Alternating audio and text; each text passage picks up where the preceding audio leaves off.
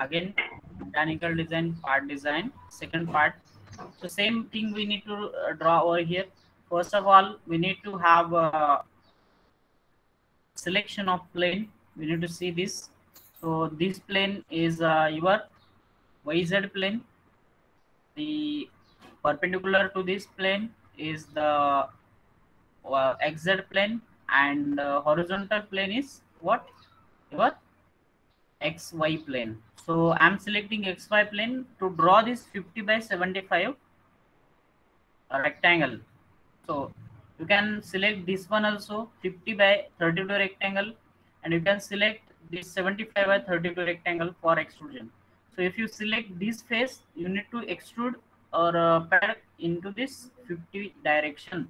If you select this rectangle 50 by 32, you need to give 75 mm for extrusion. And if you select the 50 by 75 rectangle base rectangle, we need to give the height 32. So I'm selecting horizontal plane over here and go for sketch. So here I'm taking one rectangle over here like this. I'm giving dimensions to this. It is having 75 we need to give, and this should be for 50. Okay. Go to exit workbench. Go for 32 mm height. Okay. Again, we need to select this plane for creating, or we can see this 3D view, that is isometric view, so that we can visualize how the object is going to see. So this face we need to select for creating a group over here, that is V-shaped group. So I have selected this one and go to sketch. Here I need to create one V shape like this. I'm selecting it random sketch first, and then going to give the constraints. Only line we should create, select over here for coincidence. So it is coincided. This point is having 9 mm from the left as well as from the right.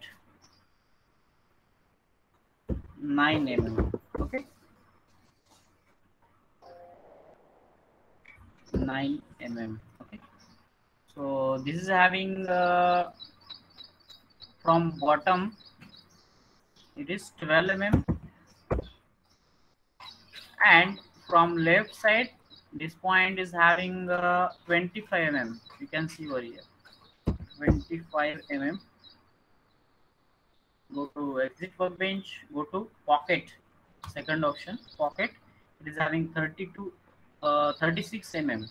Okay, this pocket should have 36 mm. You can preview and click over here. Okay, now I need to select the backward face of this one for creating this component.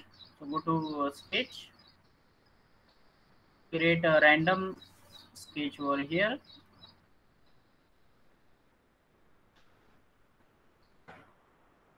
Create this one. Okay, so select and coincide. For what purpose I am giving the coincidence? Yes, because there should not be any gap in between the two surfaces. So this should be 12. They have given already. Then the height should be 24, and vertical distance that should be 24. So it is completely constrained. No any leakage is there, no any extra mark is there, or any cross section is there, crossing connection is there. No, nothing is there. So now I will go to exit workbench. It is ready for extrusion. Go to pad, and we need to create it in reverse direction. Okay, So that distance should be 24 mm. Okay, now we can see this is your component. You can visualize this from this view toolbar. Already we have seen. We can visualize the 3D view, that is the isometric view. I will hide this axis from this, select and hide, and I can go for the edges over here, soft edges. Okay, we can visualize this component. Got it? It is very simple to draw this component.